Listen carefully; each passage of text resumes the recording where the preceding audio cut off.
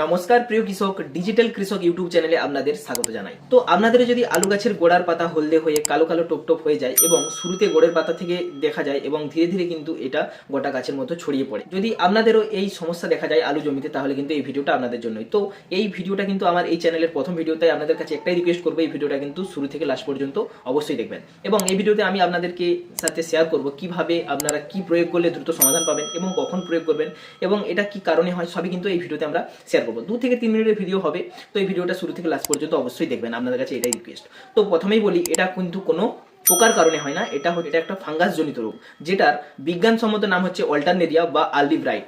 এটা কিন্তু একটা ফাঙ্গাস রোগ, ঠিক আছে। তো এবার আসি, এই রোগ কেন হয়।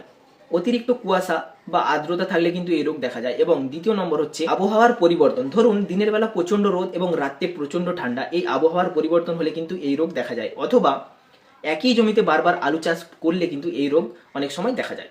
তো এখন আসি সমাধানে, কি প্রয়োগ করলে দ্রুত আপনারা সমাধান পাবেন। তো আমি আজকে আপনাদেরকে 3টে ওষুধ বা 3টে টেকনিক্যাল বা 3টে নাম বলবো, যেইগুলো ইউজ করে কিন্তু আপনারা দ্রুত রেজাল্ট পাবেন বা সমাধান পাবেন, ঠিক আছে।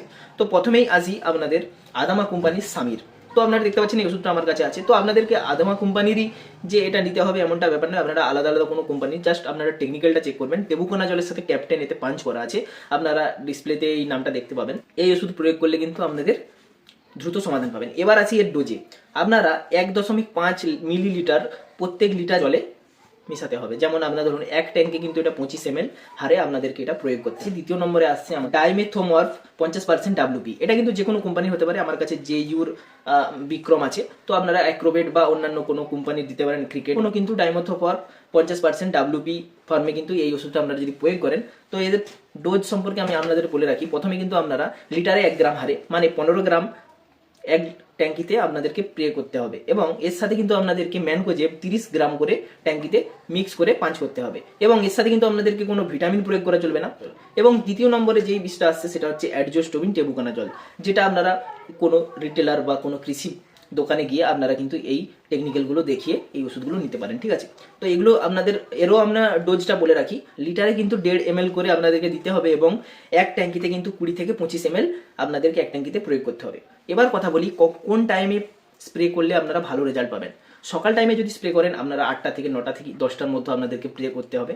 এবং বিকেলে যদি করেন, তাহলে আপনাদেরকে কিন্তু 4টা থেকে 5টা এবং 6টার মধ্যে কিন্তু স্প্রে আপনাদেরকে সেরে দিতে হবে। আরেকটা বিষয় আপনাদের সাথে আলোচনা করি। ধরুন বীজ, অনেকেই বলেন যে বীজ স্প্রে করার পর সঙ্গে সঙ্গে কিন্তু জলসেচ দেন, কিন্তু আপনাদেরকে এটা কি করতে হবে, কোনো বীজ প্রয়োগ করার পর 5 থেকে 6 ঘন্টা মিনিমাম অন্তর আপনাদেরকে কিন্তু দিতে হবে, বা 5 থেকে 6 ঘন্টা পরে কিন্তু আপনাদেরকে জলসেচ দিতে হবে।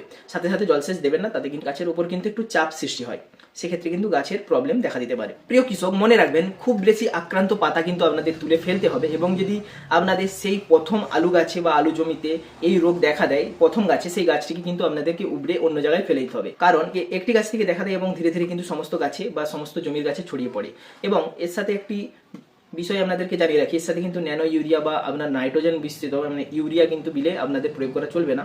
এবং এই বীজটি প্রয়োগ করার 7 দিন পর আপনাদেরকে আবার রিভাইজ করতে হবে, মানে আপনাদের 7 দিন পর কিন্তু এই বীজটা আপনাদেরকে আবার প্রয়োগ করতে হবে। বা আপনারা সাইমোক্সিন ম্যানকোজেবও 7 দিন পর এগুলো দেওয়ার পর কিন্তু প্রয়োগ করতে পারেন, তাহলে কিন্তু আপনারা দ্রুত সমাধান পাবেন।